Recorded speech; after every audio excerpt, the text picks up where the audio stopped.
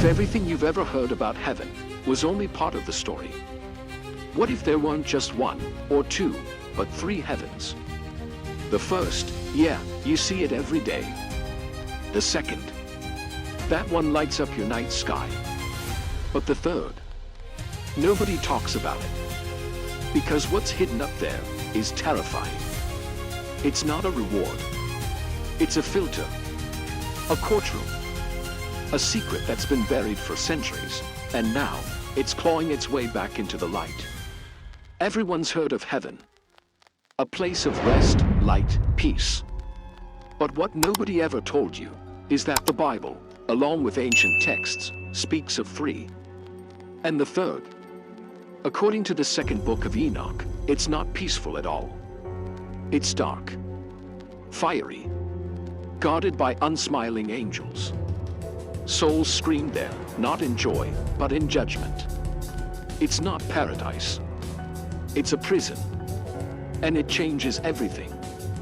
It's not just some holy cloud above the stars. It's a dimension. Hidden.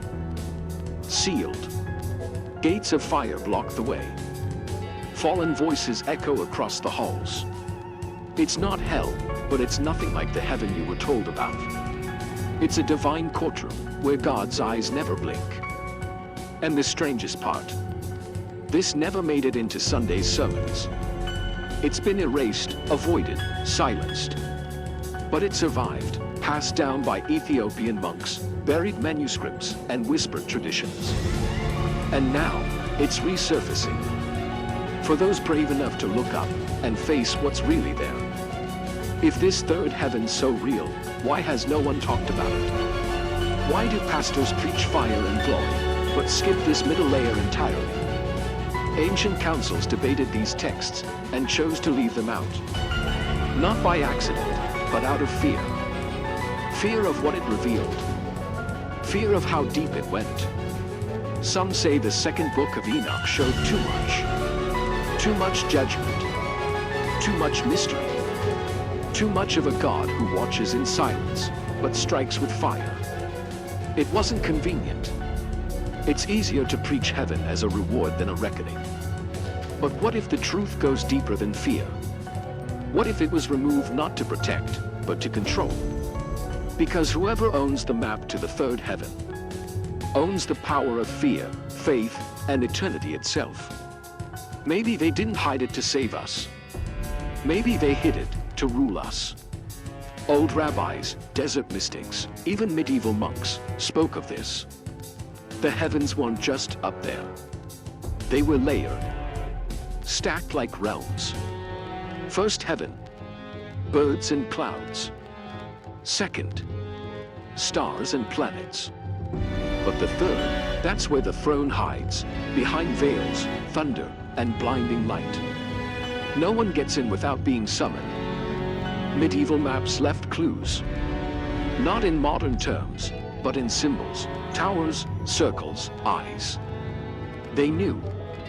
Each layer's a boundary between realities. Space. Just the waiting room. The third heaven was the spiritual command center, throne and judgment, all in one. And some believe that map never vanished. It just got renamed. Sci-fi movies. Secret society logos. AI layers of consciousness. All reflecting the same ancient architecture. Sounds wild, right? But what if they're not fiction, just rewritten codes? The map's still here, just hidden in plain sight.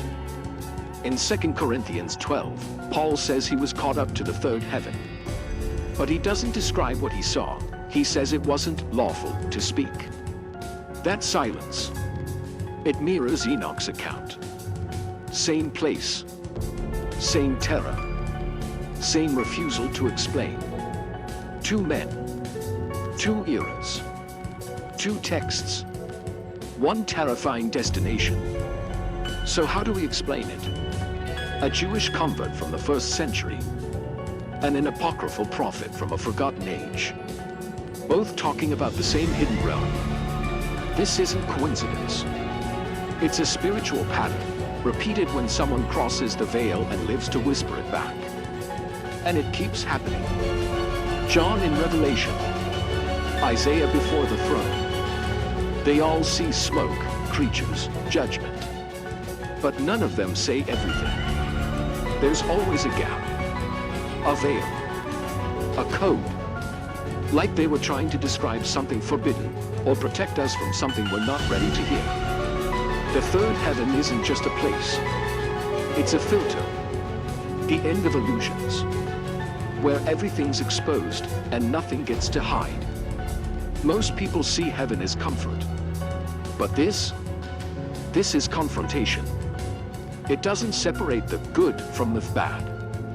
It separates those who see from those who pretend. Scripture says signs will appear, but few will understand. Maybe because the third heaven isn't a destination. It's a mirror, showing you who you really are when the flesh is gone. And that's uncomfortable.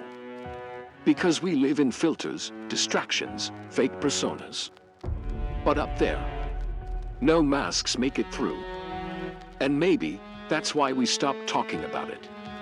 Because the more we forget it, the less we have to change.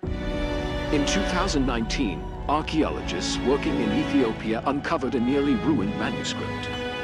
After digital restoration, they realized it contained missing parts of the Second Book of Enoch. Inside, detailed descriptions of the third heaven, fiery gates, judging angels, souls in waiting, stuff that never made it into Sunday school.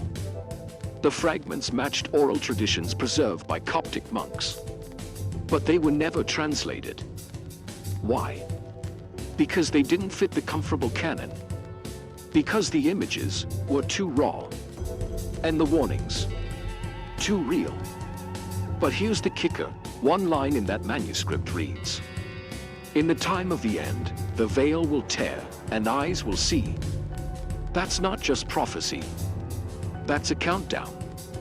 Maybe the third heaven isn't far away. Maybe it's already watching, and what comes next hasn't been written yet. The third heaven wasn't meant to be visited casually. It's not a trophy. It's a reckoning, where kingdoms collide, and only truth stands tall. And if it does exist, maybe it's not waiting in some distant galaxy. Maybe it's already here, staring straight back at you. Drop your thoughts in the comments. And brace yourself. The next veil, it's even darker.